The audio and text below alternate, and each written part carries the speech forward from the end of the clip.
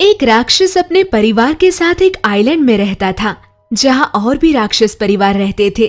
राक्षस बड़ा ही दयालु और अच्छा होता है। इसके विपरीत राक्षस का परिवार क्रूर होता है, जो नजदीकी गांवों के लोगों को खाता था, जिसके कारण राक्षस की अपने परिवार से बहस होती रहती थी। आप लोग मेरी बात सुनते क्यों नहीं हैं? आखिर कब तक हम मासूम लोगों की जान लेते रहेंगे? अब हमें इंसान को मारना और खाना बंद करना चाहिए। हम राक्षस है, इंसान से टेस्टी आहार कुछ नहीं है। ये आइलैंड सबको पसंद है सिवाय तुझे, और तू वही इंसानों की मदद करता है। ये राक्षस नहीं, राक्षस के नाम पे कलंक है जो ऐसी बातें करता है। इसी तरह राक्षस को रोज रोज परिवार की बातों का सामना करना पड़ता था।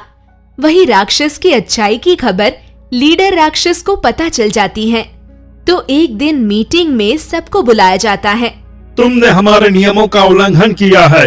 अगर राक्षस ही इंसानों की मदद करेंगे तो फिर हमारी क्या इज्जत रह जाएगी। इसलिए आज रात तुम्हें गांव से एक इंसान यहाँ लाना होगा और हमारे साथ खाना होगा। अगर ऐसा नहीं किया तो तुम हमारे साथ नहीं रह सकते हो। ठीक है, मैं यहाँ से जाना ही पसंद करूंगा। इसके बाद राक्षस आइलैंड से नजदीकी गांव में रहने के लिए चला जाता है, लेकिन राक्षस की किस्मत यहाँ भी साथ नहीं देती। कोई उसे पत्थर से मारता तो कोई उसे देखकर डर जाता। मुझे मत मारो, मैं कुछ नहीं करूंगा। मेरी बात सुनो, मैं और राक्षस की तरह नहीं हूँ। देखो भाइयों, इस राक्षस को ये कहता है कि मुझे मारो मत। अरे इसे तो जान से मार देना चाहिए। इन्हीं लोगों ने हमारे दोस्त भाइयों को अपना खाना बनाया है। देखो देखो, मैं मानता हूँ कि हमारी जाति के लोगों ने तुम लोगों पर बहुत अत्याचार किए हैं, लेकिन सच में मैं इन सब का विरोध करता हूँ। अरे अभी भी हम इसकी बातें सुन रहे हैं। अगर इसे यहाँ रहने दिया तो ये हमें ही खा जाएगा। मारो इसे, मारो। गांव के सब लोग एक सुर में राक्षस को मारने के लिए कहते हैं। फिर राक्षस को सब पत्थर से मारते हैं। राक्षस किसी तरह जान बचा के भागता है और भागते भागते एक गड्ढे में गिर जाता है। राक्षस जख्मी होकर बेहोश हो जाता है। अगली सुबह जब राक्षस आँख खोलता है तो उसके सामने एक सांप रहता है। राक्षस डर जाता है। मुझसे डरो नहीं, मैं कुछ नहीं करूँगा। मैं भी क्यों डर रहा हूँ मौत से? सांप, तुम मुझे अपने जहर से मार दो मुझे। अरे मैं तुम्हें क्यों मारूं? तुमने मेरी जान बचाई है और मैं तुम्हें ही मार दूं। मैंने? पर कैसे? जब कल तुम गड्ढे पर गिरे तब मैं नेवले के जबड़े में आखिरी सांस ले रहा था। जैसे तुम यहाँ नीचे गिरे वो मुझे छोड़कर भाग गया। तब से मैं तुम्हारा होश में आने का इंतजार कर रहा हूँ। अब बताओ तुम मरना क्यों चाहते हो? राक्षस सांप को सारी बातें बताता है। अच्छा तो ये बात है, इसका मतलब है कि अभी तुम्हारे रहने का कोई ठिकाना नहीं है। हाँ, कुछ ऐसा ही है। ठीक है, पहले हम यहाँ से निकलते हैं। राक्षस और सांप गड्ढे से बाहर निकलते हैं। सांप आसपास में देखता है तो उसे एक शैम्पू की बोतल मिलती है। सांप उस बोतल पर जादू करता है और शैम्पू की बोतल देखते ही देखते विशाल जादुई शैम्पू घर में बदल जाता है। राक्षस, ये जादुई शैम्पू घर है। आज से ये घर तुम्हारा। इस घर में तुम्हें सब कुछ मिलेगा और ये तुम्हारी सहायता भी करेगा। सांप वहाँ से चला जाता है और राक्षस जादुई शैम्पू घर में रहने लगता है। उसे उस घर में सब कुछ मिलता है, खाने से लेकर आराम करने की सारी चीजें। कुछ दिनों तक राक्षस आराम से अपना जीवन जीता है, लेकिन एक दिन राक्षस सोचता है, मैं तो किस्मत वाला था, शायद इसलिए मुझे ये जादुई शैम्पू घर मिला है। लेकिन मेरी तरह हजारों राक्षस और इंसान हैं जिन्हें अपने ही समाज से अलग कर दिया होगा। मुझे उन्हें ढूंढना होगा। राक्षस जादुई शैम्पू घर की मदद से आसमान में उड़ता है और बेसहारा राक्षस और लोगों को ढूंढना शुरू करता है। जैसे जैसे समय बीतता है वैसे वैसे राक्षस को बेसहारा राक्षस और लोग मिलते गए। धीरे धीरे राक्षस एक दूसरी आइलैंड में एक ऐसा गांव बसाता है जहां राक्षस और इंसान एक साथ मिलजुल कर रहते थे। ये बात राक्षस के परिवार तक जाकर पहुंचती है। मैं गलत था, हमारा बेटा कलंक नहीं है। उसमें कुछ ऐसा है कि राक्षस और इंसानों को साथ साथ रहना सिखा दिया। हाँ, आपने सही कहा। क्यों ना हम भी उसी आइलैंड में रहे जहाँ सब एक साथ रहते हैं। सच कहूं तो मैं भी यही कहना चाहता था। अब मुझे अपने समाज के प्रति लोगों की घृणा और डर अच्छा नहीं लगता है। हम आज ही वहां जाएंगे। हाँ। राक्षस का परिवार भी उसी आइलैंड में चला जाता है और एक बार फिर से राक्षस को अपना परिवार मिल जाता है। अब राक्षस की चर्चा आसपास के गांव में भी होने लगती है। तब एक लालची आदमी जिसका नाम गुल्लू रहता है, उसे भी जादुई शैम्पू घर के बारे में पता चल जाता है।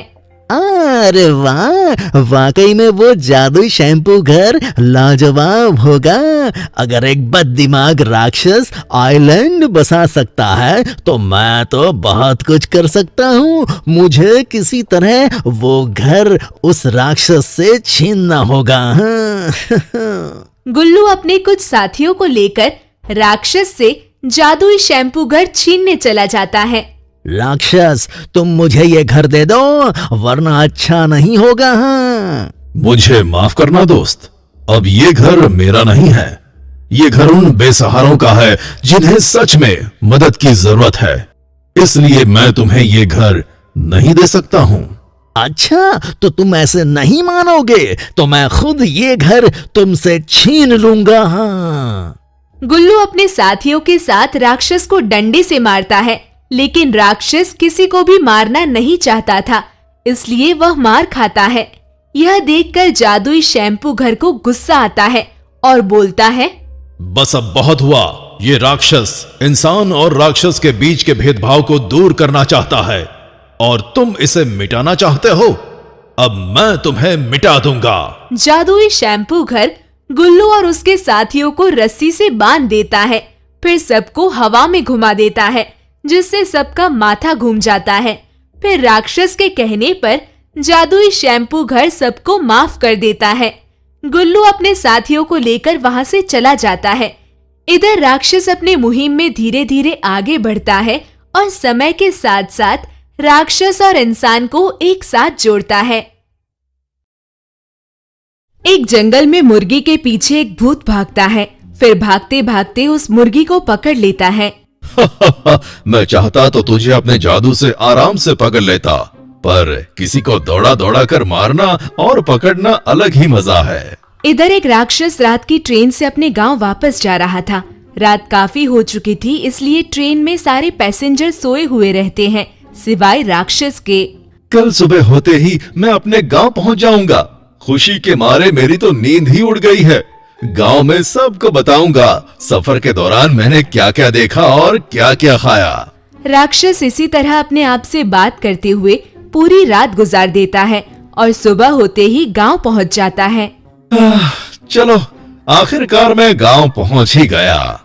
गांव के अंदर जाते ही राक्षस चौंक जाता है। वह देखता है कि गांव के घर टूट फूट गए हैं, चारों तरफ लोग जख्मी पड़े हैं तो कोई रो रहा है। अरे, ये सब कैसे हुआ? किसने किया? राक्षस सब लोगों से पूछता है, पर सब राक्षस को देखकर गुस्सा हो जाते हैं। चले जाओ यहाँ से, चले जाओ, तुम्हारे कारण पूरा गांव बर्बाद हो गया है। राक्षस यह बात समझ नहीं पाता है कि उसकी वजह से गांव कैसे बर्बाद हो गया। मेरे कारण? पर मैंने क्या किया है? कोई कुछ बताएगा? तभी एक बूढ़ा आदमी आता है और बोलता है, राक्षस बेटा, ये गांव वाले तुम्हें कुछ नहीं बताएंगे। मैं बता रहा हूँ, हमेशा की तरह हम लोग अपने अपने काम पर लगे हुए थे। तभी अचानक एक बड़ी भूतिया मुर्गी आती है और कहती है, गांव वालों, मैं एक भूतिया मुर्गी हूँ। बरसों पहले मैं एक जादूगर था और इसी गांव में रहता था। लोग मेरे विद्या का सम्मान करते थे, पूरा गांव मुझसे प्यार करता था। फिर एक दिन एक राक्षस ने आकर सब कुछ बिगाड़ दिया और मुझे मार दिया। फिर मेरी लाश को जंगल में दफन कर दिया। करीब 100 साल तक मैं वही सोया था, लेकिन आज जब मुर्गी ने मेरी कब्र पर चोंच मारी तो मैं फिर से जाग गया और मुझे यहाँ आने का दोबारा मौका मिल गया। मुझे बस उस राक्षस का परिवार चाहिए ताकि मैं सबको खत्म कर सकूं। भूतिया मुर्गी, हम नहीं जानते कि तुम किस राक्षस के बारे में बात कर रही हो। तुम यहाँ से चली जाओ। हाँ, चली जाओ। ठीक है, तो तुम लोग ऐसे नहीं बताओगे, मैं अभी बताती हूँ। भूतिया मुर्गी सबको मारने लगती है और घरों को तोड़ देती है। तभी वही बूढ़ा आदमी आता है। ठहरो, ये सब बंद करो। मैंने तुम्हारी कहानी अपने बाबा से सुनी थी। तुम झूठ बोल रही हो। तुम शैतान जादूगर थी जो मासूम बच्चों को मारकर अपनी शक्तियां बढ़ाना चाहती थी। इसलिए उस राक्षस ने तुम्हें मारा था। हाँ। अच्छा, तू तो सब कुछ जानता है, फिर तुझे उस राक्षस के परिवार के बारे में तो पता ही होगा। बता मुझे, राक्षस का परिवार कहाँ है? देखो, तुम किस राक्षस के परिवार के बारे में बात कर रही हो हमें नहीं मालूम, पर हमारे गांव में एक राक्षस रहता है, लेकिन वो अभी यहाँ नहीं है, कल ही आने वाला है। हाँ। ठीक है, मैं कल आती हूँ। उसके बाद वह मुर्गी आसमान में उड़कर चली गई। बेटा, जहां तक मुझे पता है तुम्हारे दादा ने उस जादूगर को मारा था। हाँ। अच्छा, इसका मतलब है कि वह भूतिया मुर्गी मुझसे बदला लेने आई थी। आप लोग डरिए मत, मेरे दादा ने एक बार इस गांव की रक्षा की थी, अब मैं करूंगा। थोड़ी देर बाद भूतिया मुर्गी गांव में आ जाती है। गांव के लोग उसे देखकर भागने लगते हैं। हा हा हा हा, कहाँ है वो राक्षस? राक्षस, सामने आओ। तभी राक्षस आता है। सुन जादूगर, अगर अपना भला चाहता है तो यहां से वापस चला जा, नहीं तो मैं तुझे अपने दादा की तरह मार दूंगा। तू मुझे मारेगा? बिल्कुल अपने दादा जैसे बात करता है। इस बार मैं जादूगर नहीं, एक भूतिया मुर्गी बनकर वापस आई हूँ। अब मुझे कोई नहीं मार सकता। ठीक है, अभी मैं तुझे मजा चखाता हूँ। राक्षस अपनी तलवार से भूतिया मुर्गी पर हमला करता है, पर भूतिया मुर्गी को कुछ नहीं होता है। भूतिया मुर्गी राक्षस को मार के अधमरा कर देती है, फिर उसे पंजे में जकड़कर आसमान में उड़ जाती है। जिस तरह तेरे दादा ने मुझे इस जंगल में दफनाया था, मैं भी तुझे आसमान से जंगल में फेंक दूंगी, फिर तेरा काम जंगली जानवर तमाम कर देंगे। भूतिया मुर्गी राक्षस को जंगल में फेंक देती है और चली जाती है। राक्षस अधमरा अवस्था में एक चुड़ैल की झोपड़ी में गिरता है। भूतिया मुर्गी सबको मारने लगती है। राक्षस? चुड़ैल उसकी सांसें चेक करती है। अभी भी ये सांसें ले रहा है, मरा नहीं है। फिर चुड़ैल अपने जादू से राक्षस को ठीक कर देती है। तुम कौन हो? मैं चुड़ैल हूँ। राक्षस, अब तुम बिल्कुल ठीक हो। तुम्हारा बहुत बहुत शुक्रिया। शुक्रिया तो मुझे तुम्हें कहना चाहिए। तुम बिल्कुल अपने दादा जैसे दिखते हो। क्या तुम मेरे दादा को जानती हो? हाँ, बहुत सालों पहले गांव के लोगों ने मुझे बांधकर इस जंगल में जलाने के लिए लाया था, लेकिन तुम्हारे दादा ने इसका विरोध किया और मुझे छोड़ दिया गया। तब से मैं इस जंगल में सभी बुरे काम को छोड़ के एकांत में रहने लगी। लेकिन तुम घायल कैसे हुए? राक्षस चुड़ैल को सारी बातें बताता है। राक्षस, तुम भूतिया मुर्गी से खाली हाथ नहीं लड़ सकते हो। उसे मारने के लिए जादू का इस्तेमाल करना होगा। मैं तुम्हें जादुई केक देती हूँ। ये कहकर चुड़ैल राक्षस को एक जादुई केक देती है। ये लो जादुई केक। इस केक को किसी तरह भूतिया मुर्गी को खिला देना। इसे खाते ही वह जलकर राख हो जाएगी। ठीक है। और हाँ, तुम मेरी जादुई झाड़ू लेकर जाओ, ये तुम्हें मंजिल तक पहुंचा देगा। इसके बाद राक्षस झाड़ू में बैठकर आसमान में उड़ जाता है और भूतिया मुर्गी के पास पहुंच जाता है। तो तू अभी तक मरा नहीं? अच्छा हुआ जो यहाँ आ गया। इस बार तू बचेगा नहीं। सिर्फ बोलने से कुछ नहीं होता है, आओ मुझसे लड़ो। भूतिया मुर्गी राक्षस पर आग के गोले फेंकती है, पर राक्षस बच जाता है। फिर भूतिया मुर्गी गुस्सा हो जाती है। तो तू ऐसे नहीं मरेगा, अब मैं तुझे जिंदा खा जाऊंगी। भूतिया मुर्गी राक्षस के साथ साथ केक को भी निगल जाती है और देखते देखते जलकर राख हो जाती है। फिर राक्षस सुरक्षित बाहर आ जाता है। बुरे काम का हमेशा बुरा नतीजा ही होता है। आशा करता हूं अगले जन्म में अच्छे कर्म करो। राक्षस अपने गांव चला जाता है और एक बार फिर से गांव में खुशियां आ जाती हैं।